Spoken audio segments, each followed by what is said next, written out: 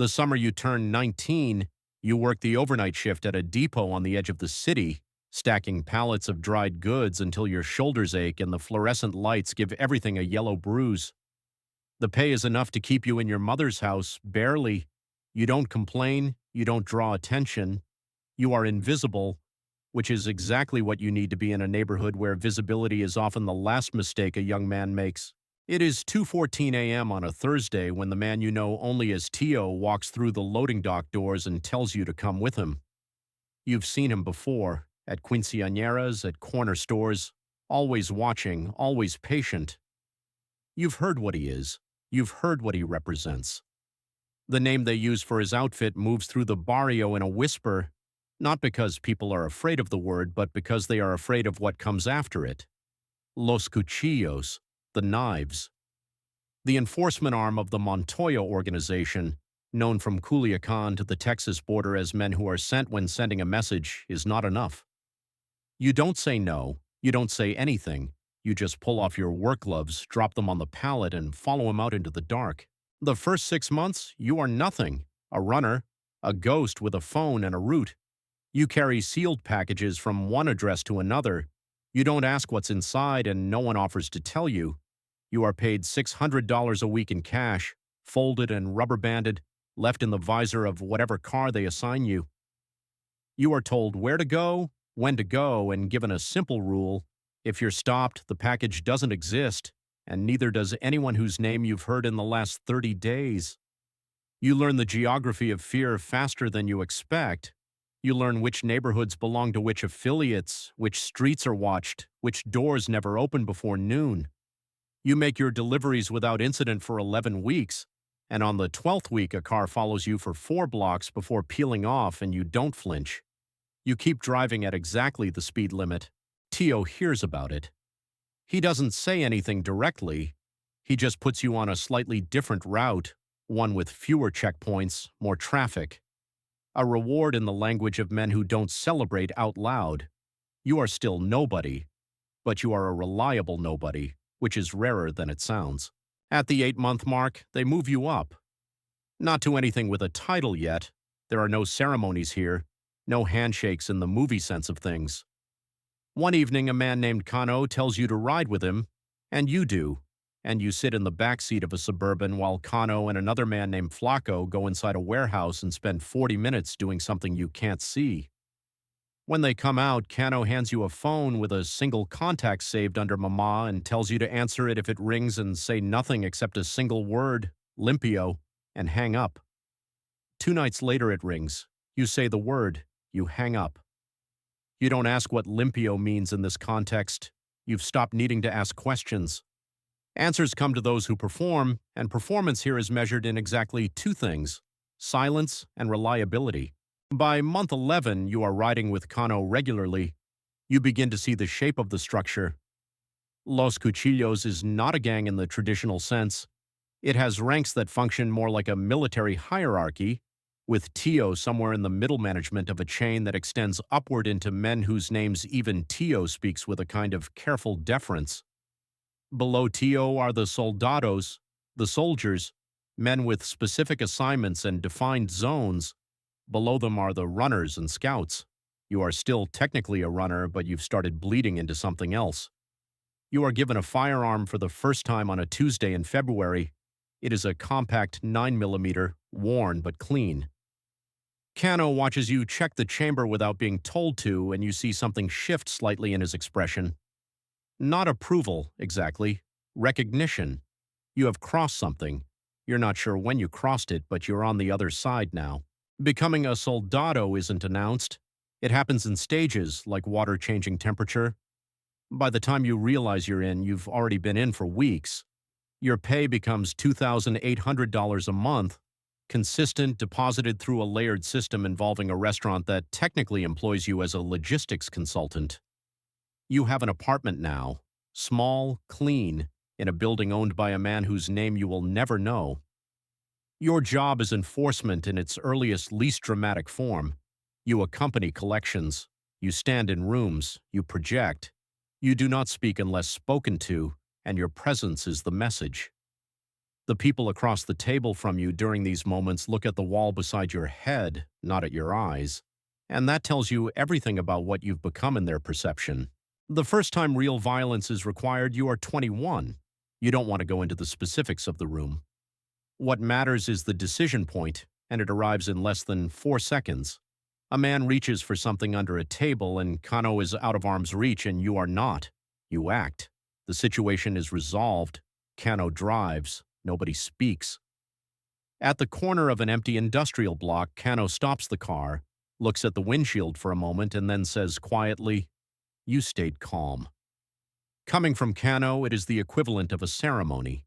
You spend the drive home in silence, replaying the 4 seconds, trying to locate the moment when you decided. You realize eventually that there was no decision.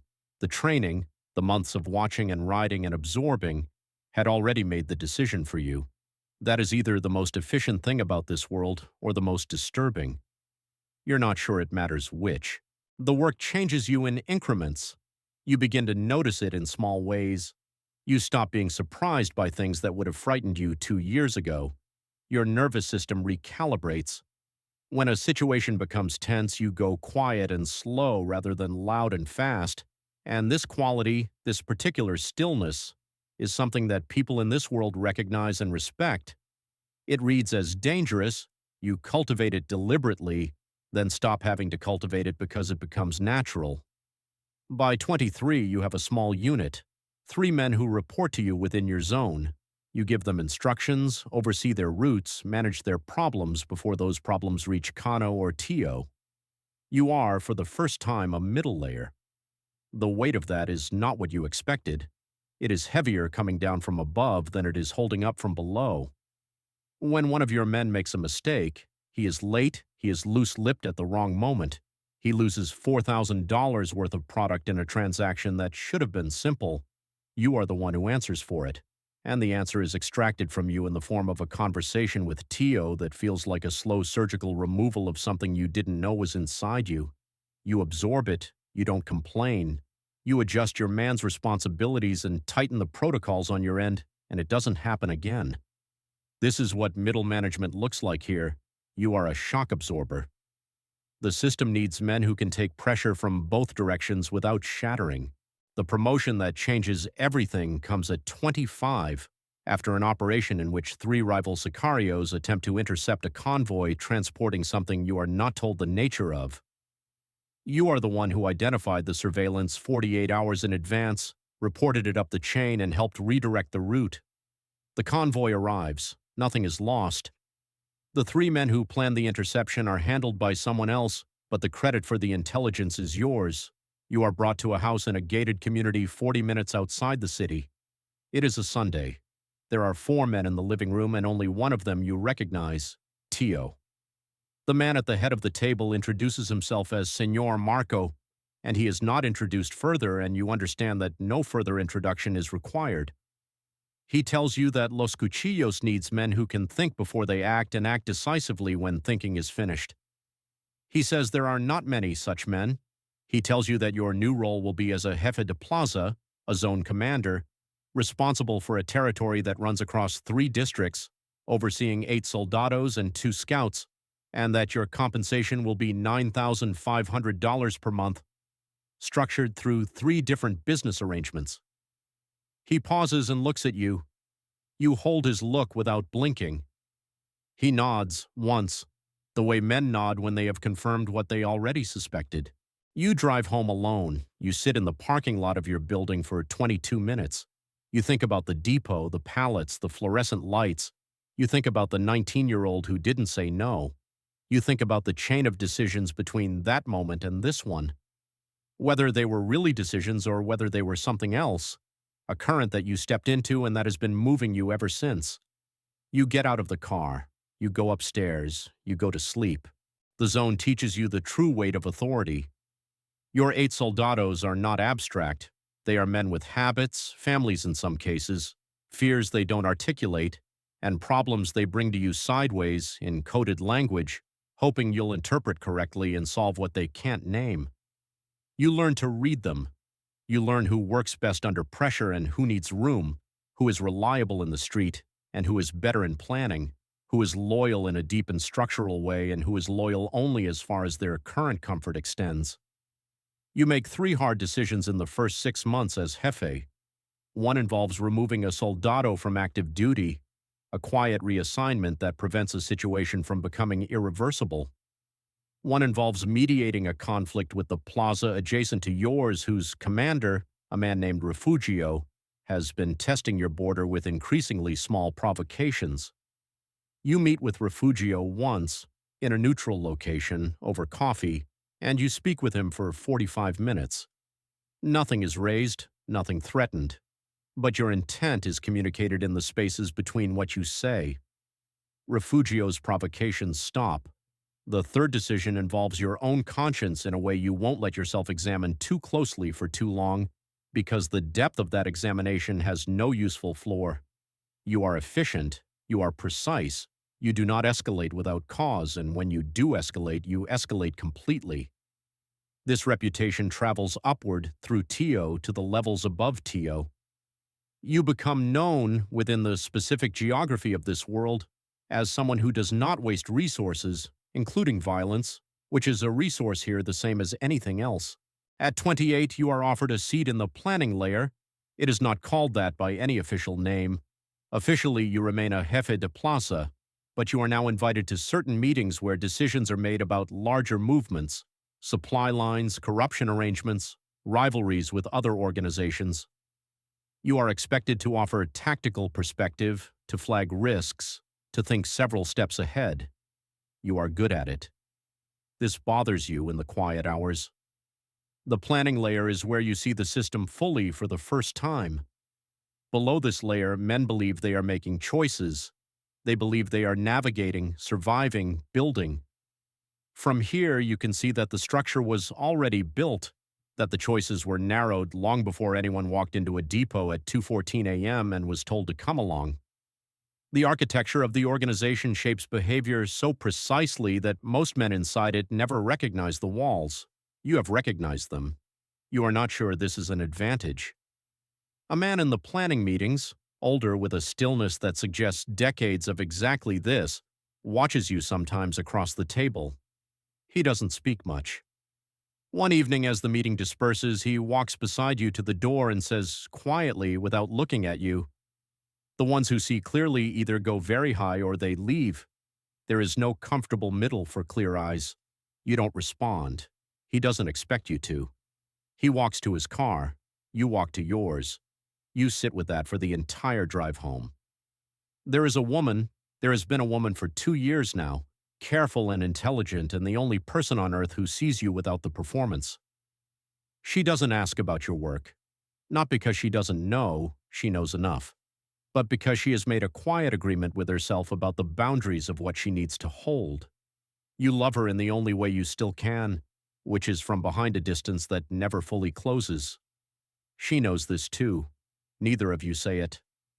Some evenings she makes dinner and you sit across from her and you are aware of the 2 versions of yourself occupying the same chair, the one she sees and the one that walked out of that warehouse at 21 and said nothing in the car. You have been very careful to prevent those 2 versions from ever meeting. You are not sure how much longer that can hold. You are 29 now. The organization continues. There are newer pressures, a federal task force that has been building a case for 18 months, a shift in the alliances above Senor Marco that has made certain routes unreliable, a rival organization that has grown faster than anyone anticipated and is now positioned to contest 2 of the districts your zone connects. The challenges are not abstract. They arrive as problems requiring solutions, as phone calls at inconvenient hours, as meetings that last until 3 a.m. and end with a set of decisions that will set in motion consequences that nobody in the room can fully predict. You are one of the people making those decisions now. The weight of it has accumulated. Not in a dramatic way. No single breaking point, no crisis of faith in a cinematic sense. Just the steady pressure of years, the way stone wears underwater. You carry it in your posture, in the particular economy of your words, in the fact that you have not laughed without calculation in longer than you can accurately remember.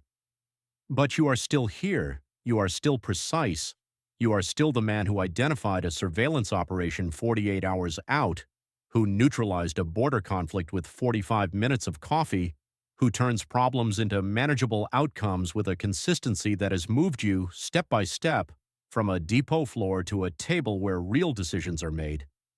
And Los Cuchillos, the structure, the weight of it, the architecture of the walls you can now see, is not finished with you.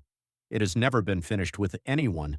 You pick up the phone, it rings twice before the voice on the other end begins speaking, and you listen, and already your mind is 3 steps ahead, mapping the terrain of whatever comes next. The night is long, it always is.